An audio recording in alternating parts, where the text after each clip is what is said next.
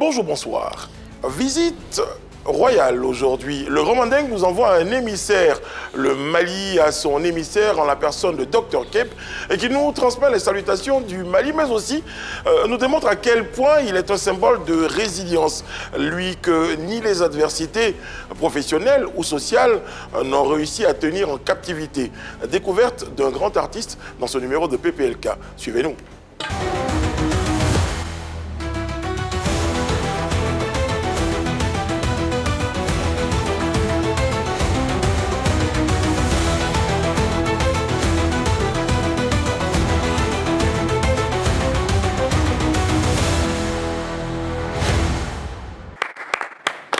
Oyez, oyez, oyez. La vie est un long fleuve tranquille qui, petit à petit, nous emmène vers les vacances.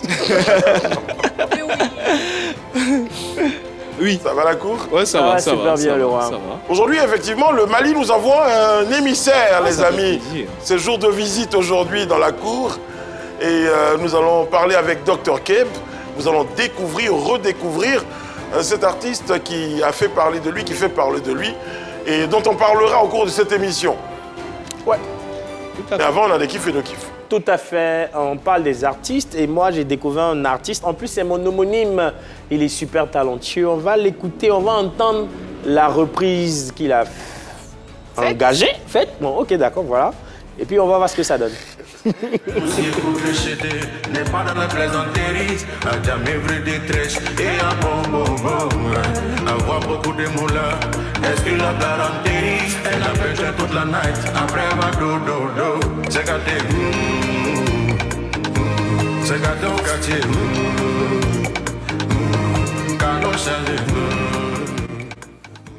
Écoute, Yann Bana, si tu vois cette vidéo, ça fait office d'invitation. Viens. J'irai le chercher, ce garçon, et je le tirerai par les oreilles s'il le faut, parce que je lui ai toujours dit qu'à mon sens, il fait partie des plus talentueux de ce oui, pays. si. Yann Bana, c'est un condensé, c'est un concentré de talent. En une seule personne, il est complètement fou, ce garçon. Mais on l'aime comme ça. Bon comédien, excellent batteur, très très bon batteur aussi. Très bon batteur. Il est multitâche, multiforme, multiprise, multitalent. Voilà. Multiprise, ok, d'accord. Voilà, moi, j'ai plutôt un no-kiff. Et je pense que la vidéo qui arrive confirme que quand on n'est pas très compétent, on est obligé d'être dans la violence. Quand on doute de ses capacités face à des situations, on est obligé d'être violent. C'est un no-kiff pour les personnes qui ne sont pas fair-play.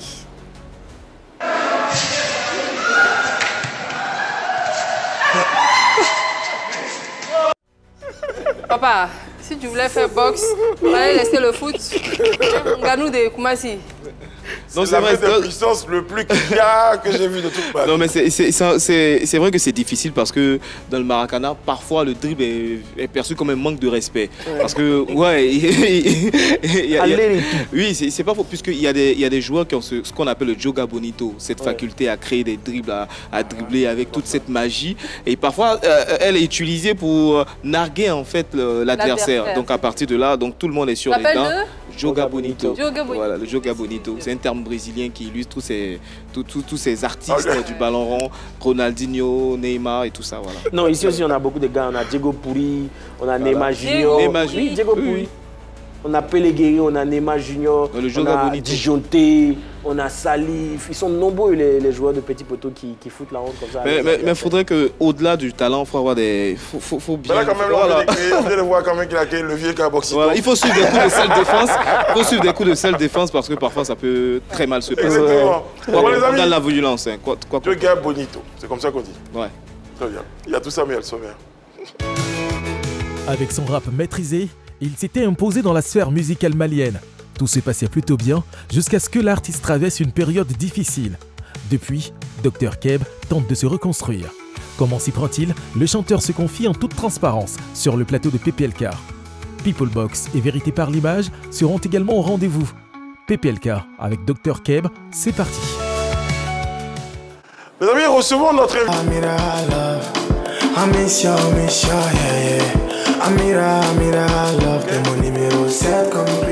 Dr Keb, bonjour. Merci d'avoir été avec nous, enfin d'accepter d'être sur notre plateau. Très bien. Comment va le Mali? Mali va très très bien. Ouais. Très bien. Est-ce que tu te souviens du score du match Mali-Côte d'Ivoire?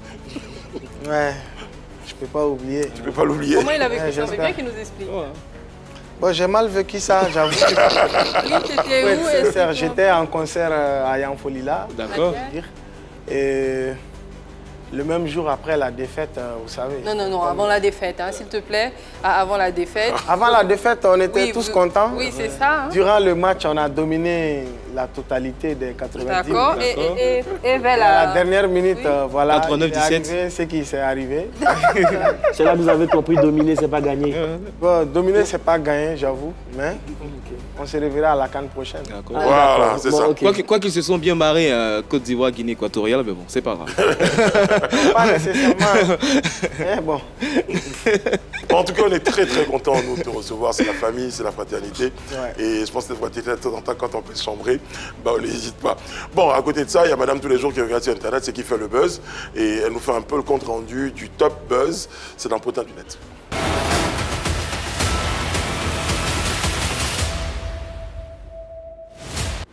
Dans un live diffusé sur les réseaux sociaux, le blogueur et influenceur observateur Eben a présenté ses excuses à Didi B et son épouse. On s'en souvient, il y a à peu près un an, il avait eu à l'égard de Sarahi, l'épouse de Didi B, des propos jugés dégradants.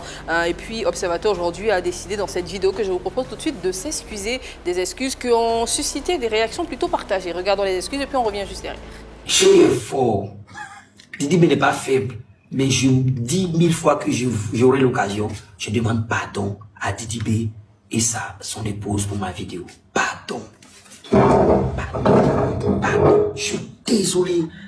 Je suis tellement désolé. C'est pas ça. Là où on a envoyé là, c'est pas là-bas il voulait partir.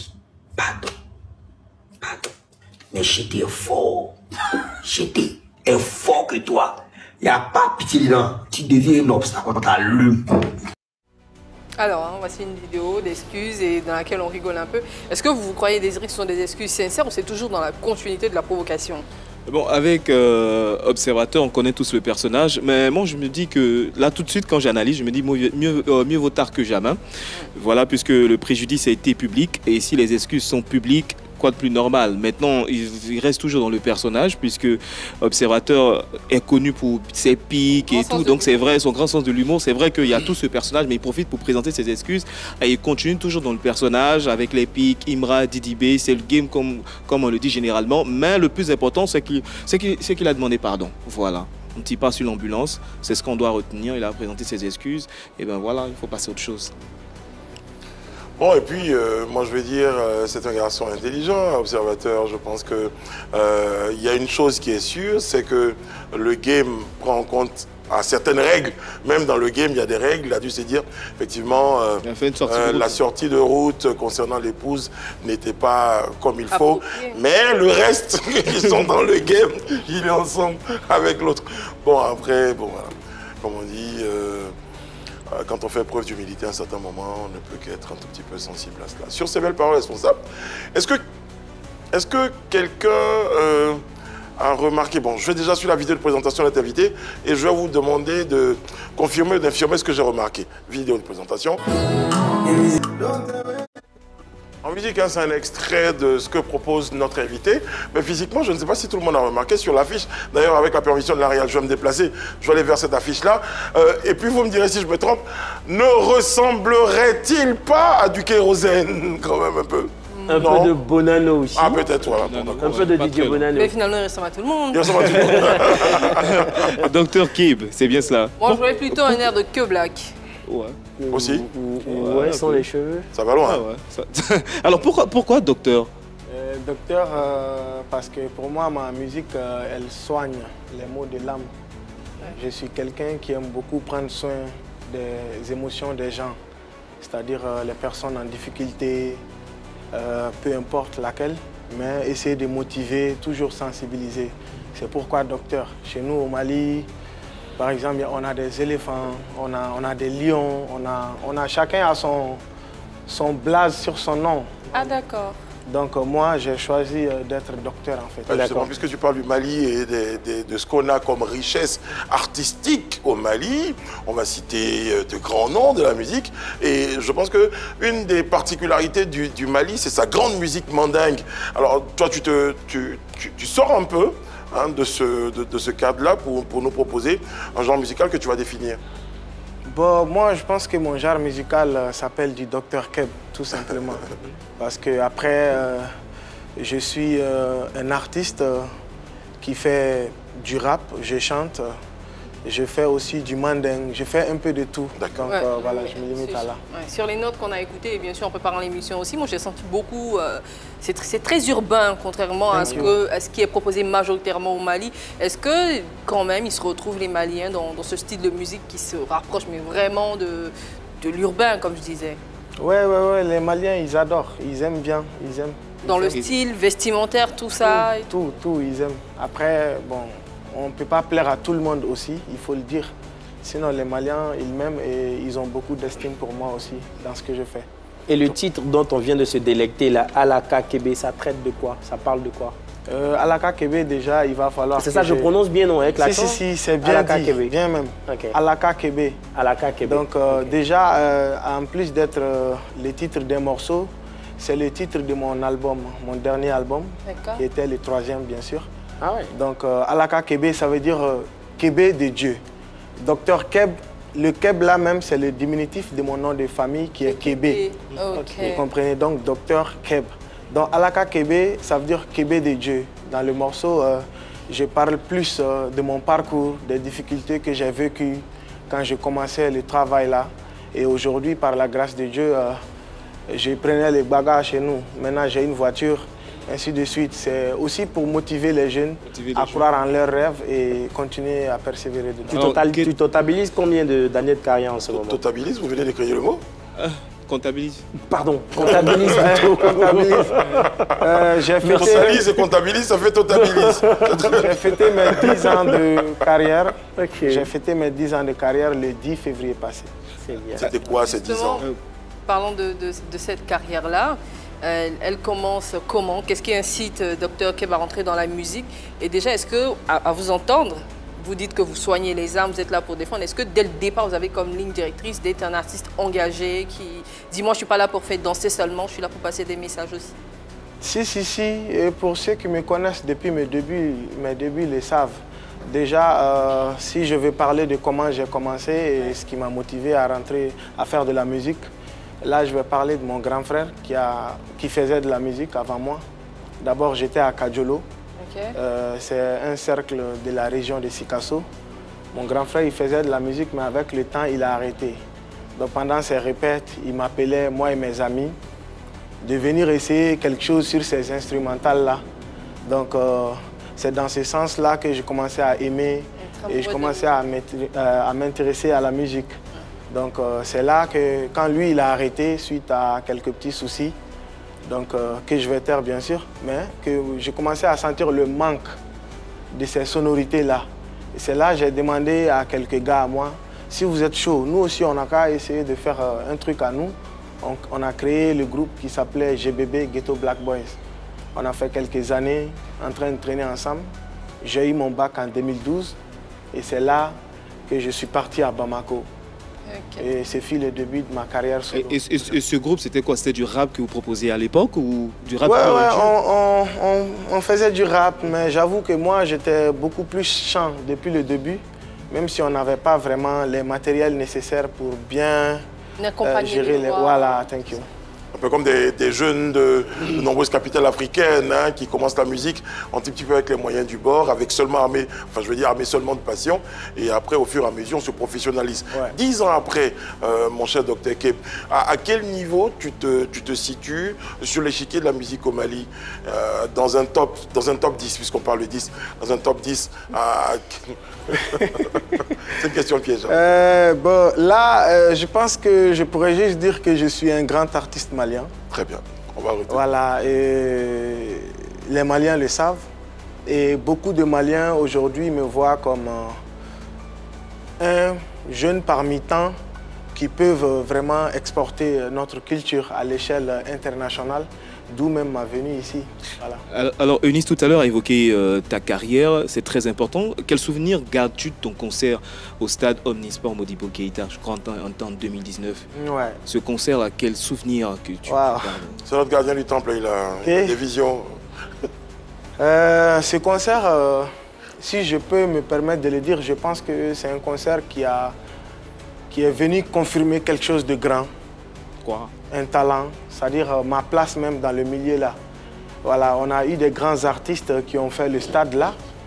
D'autres en ont fait 15 fois, d'autres quelques fois. Et d'autres ont tapé poteau? Mais ouais, bien sûr, comme un peu partout. Hein. Tout le monde ne peut pas faire le plein partout. Mais moi, mon concert au stade Omnisport fut voilà, ce concert où il y avait eu plus de public que dans tous les concerts au stade. Wow. Donc, très bien. C'est un peu ça. Ça me rappelle que j'ai beaucoup bossé et que vraiment les gens m'aiment chez nous. Et ça m'a motivé à continuer à travailler. Voilà. Alors, c'est à ce moment, j'ai envie de dire, hein, où tu es au sommet de ton art, où les choses se passent super bien, que malheureusement, tu rencontres un drame, tu es tenu en captivité. Oui. Raconte-moi un peu brièvement comment tu te retrouves dans cette situation-là. Bon, je partais pour une tournée pour la cohésion sociale et la paix chez nous, histoire de donner une joie de vivre à un côté de chez nous. Donc c'est sur le chemin, un 29 juillet, nous avons été arrêtés par des personnes non identifiées. J'ai fait 3 mois, 15 jours là-bas. 3 mois, 15 jours dans la entre les forêt. mains de cette bande armée, par exemple. Oui. Personnes non identifiées, comme tu dis. Oui. Alors, le Mali est sous le choc. Ouais. On te recherche, un grand artiste, et entre les mains, au début, est-ce que tout le monde sait où tu te trouves? Comment ça se passe un peu? Raconte un peu les circonstances. Bon, à mon retour, parce que... Ouais, c'est à ton voilà, retour. Après, tu me diras comment tu as vécu. Tu as dit, on va voir le film des deux angles. À ton retour, et comment toi, tu as vécu ce moment-là? Bon, moi, j'ai vécu ce moment-là très, très mal. Voilà, je ne sais pas si les mots brisés seraient de trop à dire, mais ce fut une phase de ma vie qui m'a beaucoup brisé mentalement. Parce qu'à l'époque, il faut avouer, j'étais vraiment à la une chez nous, pour ne pas dire le numéro uno. Bon, faire 3 mois, 15 jours sans tes fans, sans ta famille, tes amis, tu te demandes déjà qu'est-ce que les autres sont en train de penser, qu'est-ce que ta mère est en train de penser, comment elle va. Surtout moi, avant de partir à cette tournée-là, ça avait trouvé que ma maman, elle était venue faire son traitement. On finissait juste de faire ça et quelques jours après, moi, je suis parti. Donc, je pensais beaucoup à son état de santé. Je pensais à mes fans, mes amis. Et mentalement, c'était vraiment pesant. Qu'est-ce qui te permettait de tenir? Ce qui me permettait de tenir, c'était la foi. Hein. Deux autres questions sur ce point-là. Est-ce qu'on te tenait en captivité parce que tu étais l'artiste ou c'était par exemple un concours de circonstances? Après, comment tu as compris ta captivité? Ok, je vous explique. Je pense que c'est plus parce que je fais de la musique, selon eux. Donc, même à l'arrestation, on parle à peu près la même langue. J'essayais de discuter un peu. Ils t'avaient reconnu? Normal, ils avaient ma photo avec eux. C'était déjà un coup préparé. Est-ce que je me rappelle? Voilà, donc ils nous ont amenés dans la forêt, nous bandaient les yeux, nous attachaient les mains. Et là, on est parti. Est-ce que tu as eu peur à un moment, vraiment peur pour ta vie? Pour être honnête, je ne sentais forcément pas de la peur. Moi, j'étais plus sous un choc inexplicable. C'est comme des choses que tu vois dans des films. Quelqu'un qui est tétanisé, voilà, là, c'est pas de la réalité. Je voulais juste comprendre, what's wrong? Qu'est-ce que j'ai fait? Je fais quelque chose à quelqu'un? Est-ce un règlement de compte? Je ne savais vraiment pas ce qui se passait.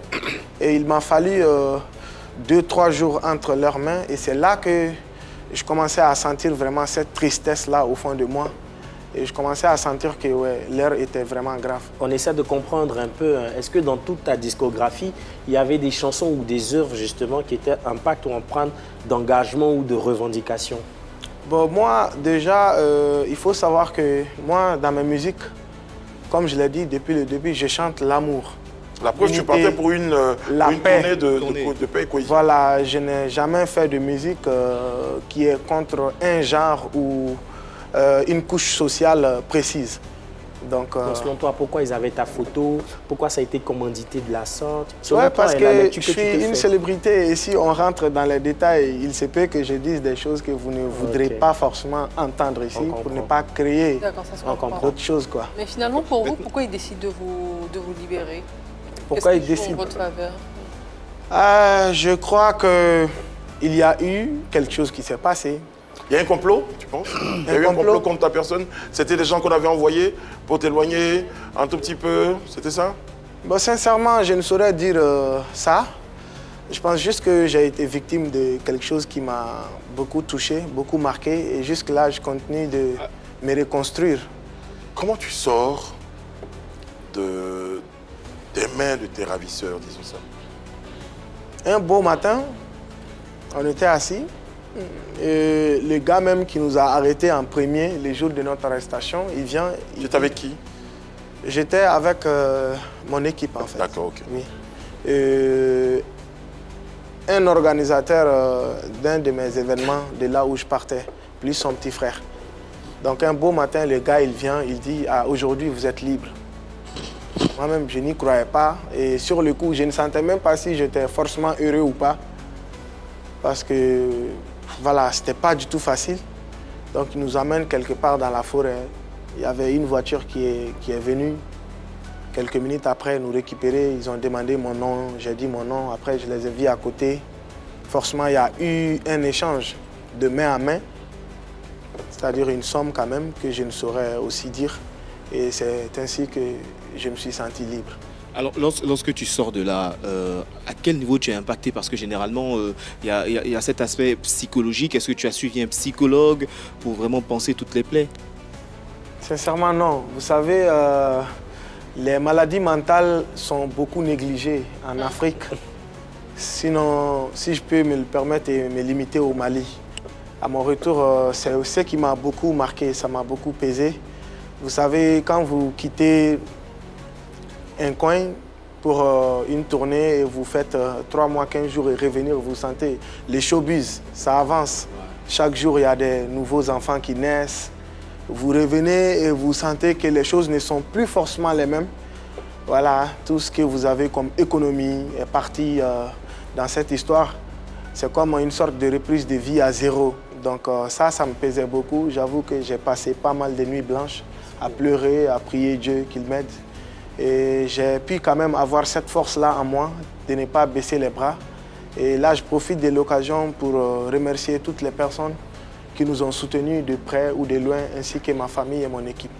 Ça doit être dur pour un artiste de vivre un peu cette situation-là, parce qu'il y a le retour, c'est vrai, il y a eu 3 mois de captivité, il y a le retour, mais il y a cette période-là de latence où c'est maintenant que tu réalises peut-être... il y a un traumatisme en fait. Ouais, normal.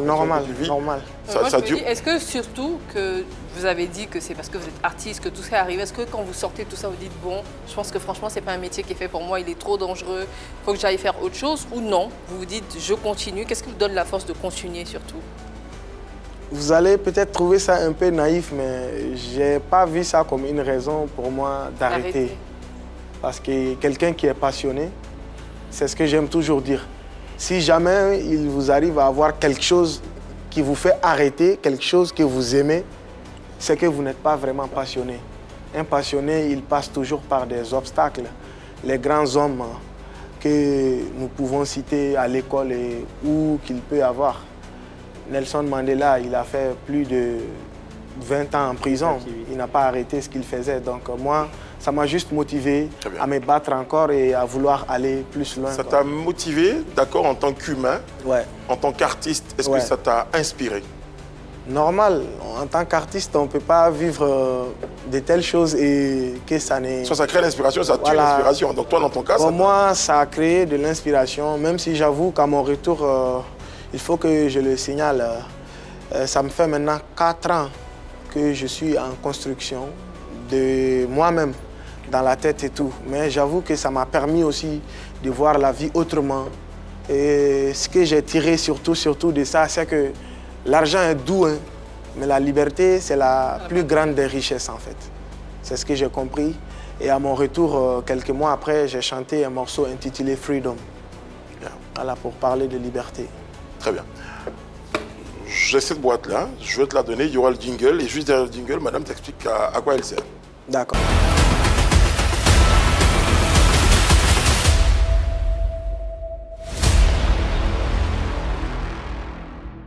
Alors, dans ce box-là, Dr Keb, vous avez des questions qui vous ont été posées par les internautes. Il faut les prendre l'une à la suite de l'autre, les lire et puis y répondre.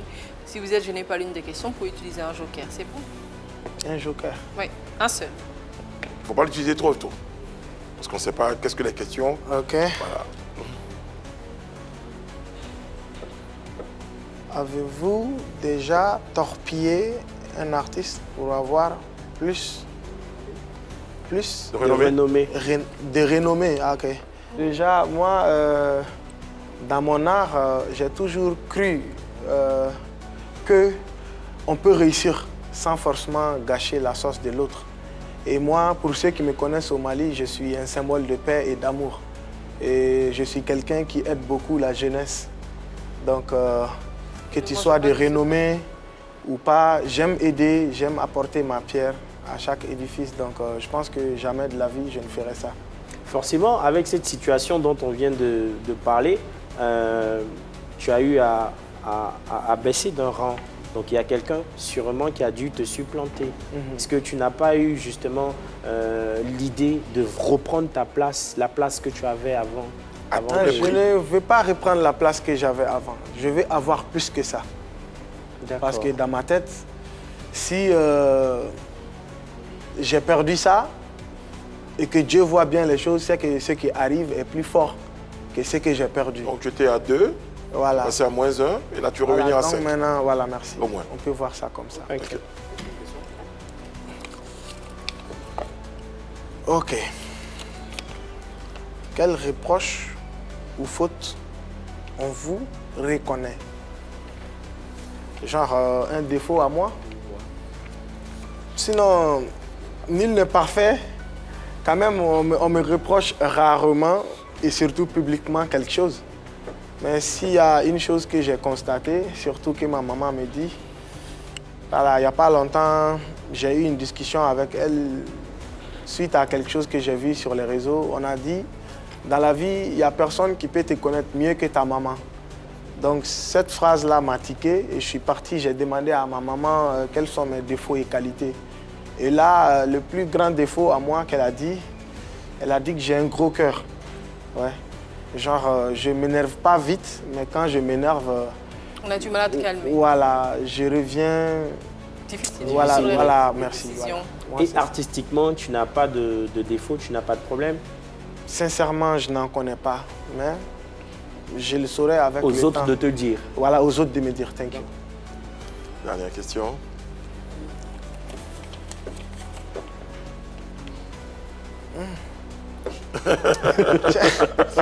On a entendu.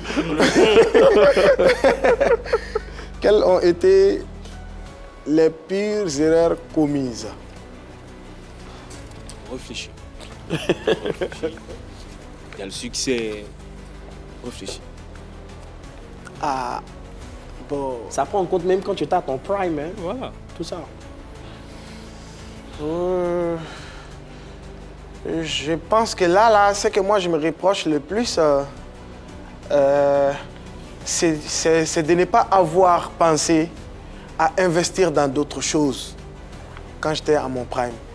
Et ce que j'ai compris après, c'est que souvent, moi, surtout à mon prime, j'étais quelqu'un qui investissait beaucoup plus dans ma carrière que dans toute autre chose. Si j'ai 2 millions, je dépense ça dans un clip. Et dans ma génération même, on me connaît pour celui qui faisait vraiment des... Voilà, merci. Donc, et là, aujourd'hui, bon, c'est ce que je peux dire. Bon, réfléchis bien.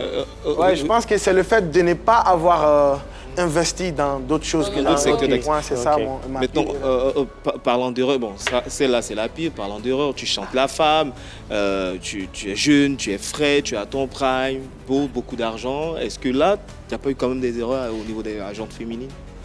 Non, non, non. Je pense que moi-même, si on calcule bien mon parcours, je suis bien aimé surtout par les femmes de chez nous. Hein. Oui, justement. C'est elles-mêmes qui ont fait mon succès, donc je ne pense pas vraiment avoir commis... Et donc la femme n'est pas un vice pour toi? Non. Je vois pas l'alcool et d'autres choses. Non, non. Voilà. Mais comment tu résistes à tout ça? Est-ce que c'est parce que tu es marié ou... Je ne suis pas marié, je suis célibataire. Et la question Après, de la dame, je suis c'est un comment tu garçon. résistes à tout ça? Ouais, Comment je résiste? Oui, parce qu'il que... y avait des Après, propositions, il faut là. savoir aussi que je je suis un garçon. Hein. Donc, je Tu ne dirais, résistes bref, pas toujours. voilà, on ne pourrait résister, sinon on va penser que je suis de l'autre Ah côté. ouais. Bon, Donc, voilà, je ne sais pas si j'ai bien compris aussi. non, mais c'est Donc ça. le mais- monsieur va te mettre dans une situation, on va voir. Je ne sais pas si j'ai compris, sa question. En fait, j'emboîtais le pas à Désiré qui disait que vous êtes jeune, tu es frais, ta musique marche. Et généralement, quand c'est comme ça, on a beaucoup de femmes qui viennent vers nous, des prétendantes, qui veulent des choses, qui veulent être dans les copines et tout ça. Comment tu arrives à ne pas céder à toutes ces avances?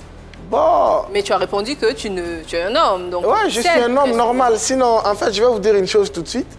Selon mes amis, eux-mêmes, ils pensent que je suis un peu heureux face aux femmes. Parce qu'il y en a beaucoup qui viennent vers moi. Et tu esquives. Mais j'esquive. Et souvent, ça trouve que, bon, là, maintenant, quoi. Eux-mêmes, ils sont intéressés à la personne. Donc, depuis le début, ils me disent, mon gars, si tu n'es pas fan là... On est là. Voilà. Faut pas nous barrer la route. Voilà. Hein. Parce qu'à chaque fois, on me met en contact avec des gens, mais après, moi-même, je ne ressens pas forcément cette force-là. Je ne suis pas quelqu'un qui... C'est pas naturellement un mec qui papillonne. Voilà. Alors, qu'est-ce qu'une femme a fait d'extraordinaire pour te séduire? Wow. Question à 2000 $. Moi, déjà, pour me séduire, surtout par une femme, c'est ta manière de t'adresser à moi. Parce que pour moi, la femme est synonyme d'amour, de douceur et de respect surtout. Donc comment elle s'est adressée à toi? Oui, comment ça s'est passé? Ah, je ne pourrais faire ça. Hein. Déjà, je ne suis pas la femme en question. J'ai donné un peu les détails. On a bien compris. Voilà, la douceur, l'amour, tu vois, le respect. Quand je sens ça, facilement, tu me gagnes, quoi. La dame ici, elle s'adresse bien à toi? Ouais, elle est posée. Ah, d'accord, ok. Ah, non, bon, pas forcément. Mais docteur Kim, c'est vrai, lorsque tu étais à ton prime, les femmes, elles étaient là. Bon, c'est la dernière question des femmes, je précise. Non, t'inquiète pas. Voilà. Donc, lorsque tu es sorti de ces moments difficiles, est-ce qu'elles ont été encore présentes pour te soutenir, pour reconstruire cette carrière? Là, vous parlez de quel type de femmes? Mais voilà, qu'est-ce que c'est vraiment les femmes ou les femmes, globalement? Ouais, parce que ma maman a toujours été là. C'est une femme. Elle est toujours là, c'est une femme. J'ai des tantes qui me soutiennent toujours. Mais, Tu as des enfants? Non, j'ai pas d'enfants. Pas encore, ok. Non, mais ta fanbase, les femmes qui sont dans tes fans. Moi, je comprends, Désiré. C'est vrai qu'en tant qu'artiste masculin, il y a très souvent une grande pression des femmes. Et il y a des hommes qui... On a reçu un artiste comme Bagnon qui a dit que les femmes, en fait, il estime qu'il est un peu raté à un pan de sa carrière à cause de son amour. Qui était abandonné par ses fans. Donc ça peut arriver. Il a clairement dit j'esquive. Donc je pense que à partir de cet instant, il parle régulièrement avec sa maman. Et je pense que sa maman lui a dit mon fils, fais attention à ne pas tomber dans beaucoup de travers. Donc, ça fait partie. On laisse tomber les femmes. On laisse tomber les femmes. Est-ce que tes collègues artistes t'ont soutenu? Ouais, pendant ou après ma captivité? Les deux. Ouais, sincèrement. Il y a eu des mouvements d'artistes. Oui, il y a eu des mouvements d'artistes. Il y en a qui ont chanté pour moi. En fait, à mon retour, je me suis vraiment rendu compte que c'était un digne fils du pays qui était dans des difficultés. Ça, j'avoue. Et jusque-là, j'ai de bonnes personnes autour de moi qui me soutiennent de près et de loin. Pour reparler des femmes... Ah, c'était la dernière question. Ils s'en souviennent. Mais on va dire, les femmes disent, t'es frais, t'es jeune et tout ça. Une vie de famille, est-ce que c'est le travail, est-ce que c'est d'être à fond dans ta musique comme ça qui, pour l'instant, ne fait pas passer en priorité, par exemple, une vie de famille, se marier, avoir des enfants? Est-ce que tu penses que ça peut être, par exemple, quelque chose qui n'est pas prioritaire pour l'instant? Ou tu es trop jeune aussi? Il y a un moment qui regarde peut-être l'émission. Je pense que je suis jeune, mais aussi j'ai l'âge de pouvoir fonder une famille. J'ai 31 ans. Mais pourquoi ça prend quoi? Donc je pense que là, je suis plus en reconstruction. C'est ça. Donc, pour avoir déjà quelqu'un dans sa vie et rendre cette personne heureuse, il faut être heureux, il faut être en paix avec soi-même pour pouvoir partager cette paix-là avec quelqu'un. C'est bien. Donc, j'ai ma carrière à reconstruire, j'ai pas mal de choses à faire.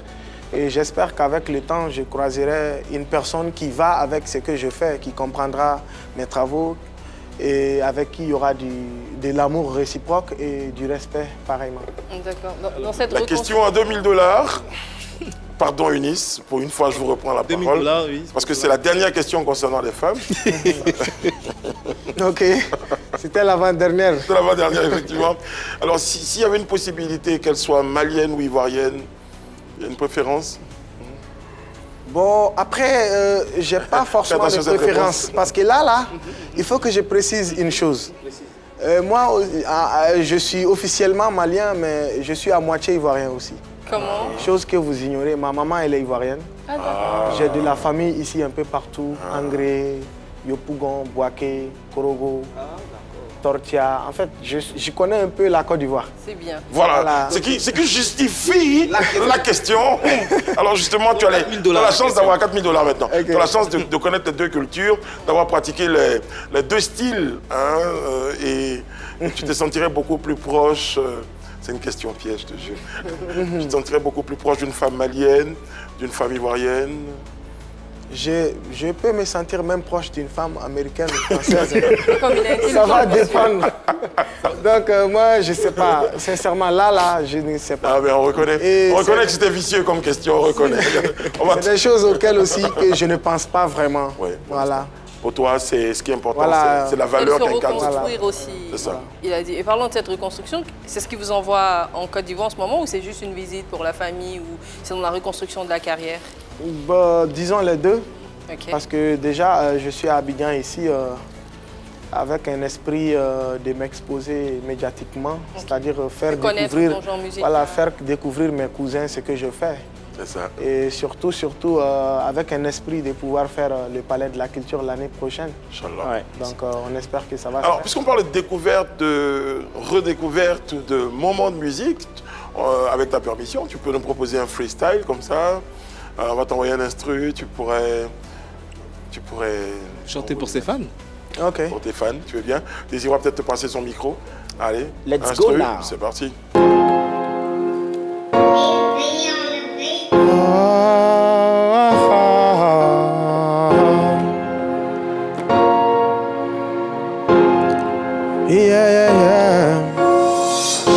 Je n'ai jamais été foudroyé avant cette heure. Tes yeux, ton corps étaient ma lueur. Jeune fille de Bamako, pleine de valeur. T'étais ma reine, t'étais ma meilleure. Astéra, elle meilleure. 1 + 1 égale à 2. Mais elle et moi, on était un. Mogobe kanyininga, komune don. How can I jigina? Y'avait des filles dans ma life, mais elle était ma wife. Notre amour était high, n'amènerons quand c'est comme au sky. On refuse d'être aimé, par peur de transformer. On accepte notre sort en attendant la mort. Elle était là à chaque fois que je me sentais mal. Et j'avais mal à chaque fois de voir son visage pâle. Mariama, Mariama, Mariama, Mariama, ma Mariama, Mariama, ma Mariama, ma Mariama. On vivait bien notre amour jusqu'au jour que papa m'a dit: fils, je compte te donner une de tes cousines à marier. Et pourtant j'avais juré à Marie de la marier. On s'est juré de vivre, mourir comme Roméo et Juliette. Nous fourrons l'année à Klina Kunkainga Jate. Mais compte ce qu'il faut poyer Choroshila. J'ai appelé ma Dilsineko Mago Bala. Mariama. Moi, je pense que le choix, il est fait. Hein. Il a dit jeune fille de Bamako et tout. Donc, ça veut dire qu'il préfère les filles de Bamako que les Abidjanaises. C'est ce que vous pensez. C'est ça. Franchement, c'est une très jolie chose. Non, mais c'est bien, c'est bien. Alors, je suis désolé hein, de vous ressortir ce moment-là. Pour évoquer un autre moment qui a été difficile pour toi, j'imagine, c'est la disparition d'un artiste proche de toi, c'était Lord. Ouais, lui également, ça a été notre coup dur. Oui, c'est vrai. Déjà, je prie que son âme repose en paix et que le bon Dieu l'accueille dans son paradis. Lors d'être un jeune rappeur, je peux dire, en fait, sa carrière a commencé sous mes pieds. Et son premier hit a été fait dans mon studio par mon manager. Donc, j'ai une liaison forte avec lui et sa carrière, bien sûr. Et moi, étant ici, j'ai appris sa mort tragique suite à un lynchage par le public. Donc, chose qui m'a affecté. Est-ce que tu as connu les détails un peu de cette histoire? C'était accidentel, Est-ce que tu as eu les détails de la situation? Bon, jusque-là, je n'ai pas eu de détails précis, mais ce qu'on dit, ce que j'entends, c'était suite à un achat de pâté quelque part. Il ne voulait pas d'oignons dedans. On a mis dedans. Quand il est arrivé à la maison, il a vu, il est revenu. Bon, il a parlé, quoi. Il dit, mais je vous ai dit, c'est... C'est-à-dire, en fait, tu es triste parce que tu t'es dit, c'est pour ça, en fait. Voilà, ça... Mais, je suis désolé. Ouais. On comprend par ce moment d'émotion-là à quel point tu pouvais être très très proche de l'ordre. Et comme tu l'as dit, dans la prière que tu as évoquée en début de propos pour lui, on espère que Dieu l'a à ses côtés.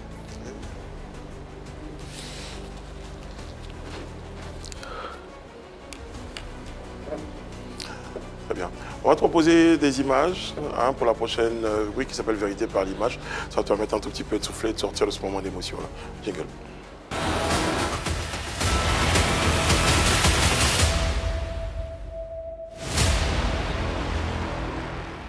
Alors, Vérité par l'image, on va te proposer des images d'artistes ivoiriens. On était très heureux de savoir qu'on est cousins, donc du coup, tu as un petit regard quand même sur l'actualité musicale ou sur la musique dans ton pays aussi, ouais. La Côte d'Ivoire. Donc voici la première image. Et tu me diras si de Bordeaux, le Kim, ça dit quelque chose? Ouais, forcé. Depuis tout gamin de Bordeaux, je l'ai découvert dans son feat avec Arafat Pangor. C'est ça. Voilà, depuis que je n'avais pas commencé à faire de la musique.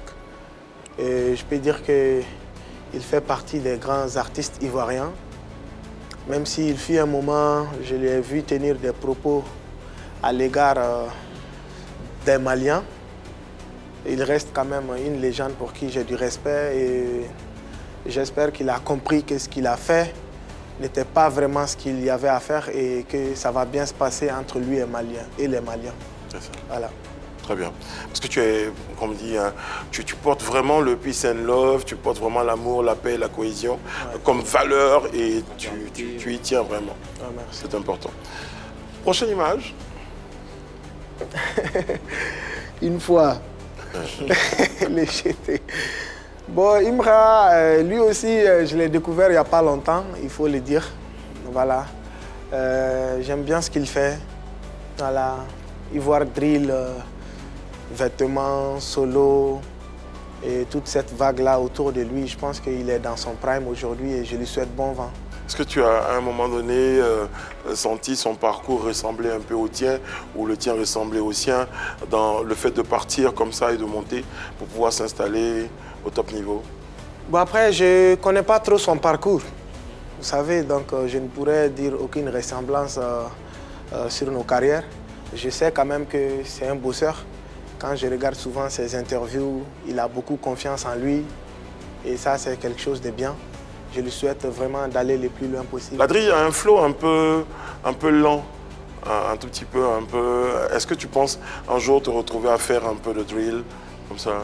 Mais moi, je fais un peu de tout. Hein. Il faut m'écouter pour savoir ça.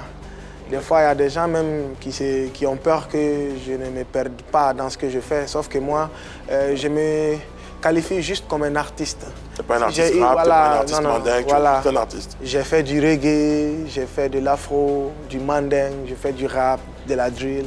je fais un peu de tout, quoi. Très Voilà. bien, c'est parfait. Dernière image pour mon cher cousin, Dr Cape. Safarel.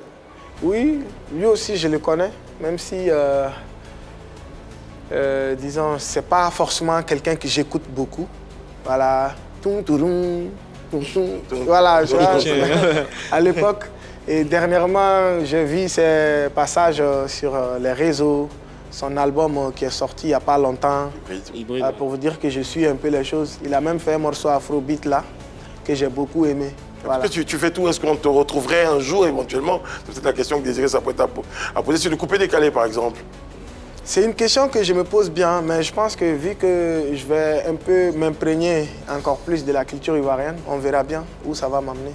D'accord. Voilà. Puisqu'on évoquait, avec ta permission Désiré, puisqu'on évoque des artistes, on n'a pas des artistes ivoiriens, en images ou comme ça tout de suite, Ibawan, Sidiki Diabaté, tes rapports avec ces deux grands noms de la musique au Mali? Bon, je vais commencer par Sidiki Diabaté. Sidiki, c'est un bon grand frère à moi, tout comme Ibawan aussi. Sidiki, c'est un peu comme cet artiste-là qui est sur la voie de mes rêves. Quand je dis sur la voie de mes rêves, c'est-à-dire à travers ses accomplissements, tout ce qu'il fait, ses tournées, c'est des choses dans lesquelles je me vois dans les jours à venir, sinon plus même. Donc, on est bien. Quand on se voit de temps en temps même, voilà, je l'arrête comme ça. Quand il est dans sa voiture, je dis à grand frère, tu ne bouges pas aujourd'hui, hein. Je suis là. Tu as combien pour moi? C'est les 100 000, les 200. Et puis on rigole, on passe. Il me met en contact avec de bonnes personnes, ainsi de suite. Bon, quant à Ibawan aussi, c'est un grand frère à moi, un très bon grand frère à moi. Déjà, pour l'histoire, il faut préciser aussi que dans mon enfance, j'étais très fan de Ibawan. Chose que je dois dire ici. Mais avec le temps, en grandissant, il s'est passé un petit truc, une fois. Quoi? Sur un plateau que je vais expliquer. Je sens que l'autre cousin est pressé d'entendre ce que c'est. J'étais sur un plateau, comme ça, et banalement, c'était un concert de Sidiki qui s'approchait. Donc, on m'a posé la même question par rapport à Sidiki. Et là, je commençais à me mettre un peu dans les éloges en faveur de Sidiki. Je faisais sa promo.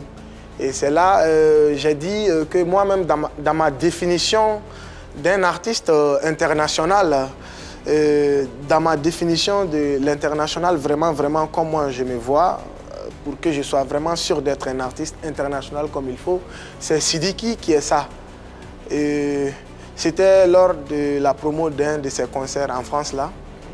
Donc, après l'émission, j'ai vu des vagues de ravages sur moi.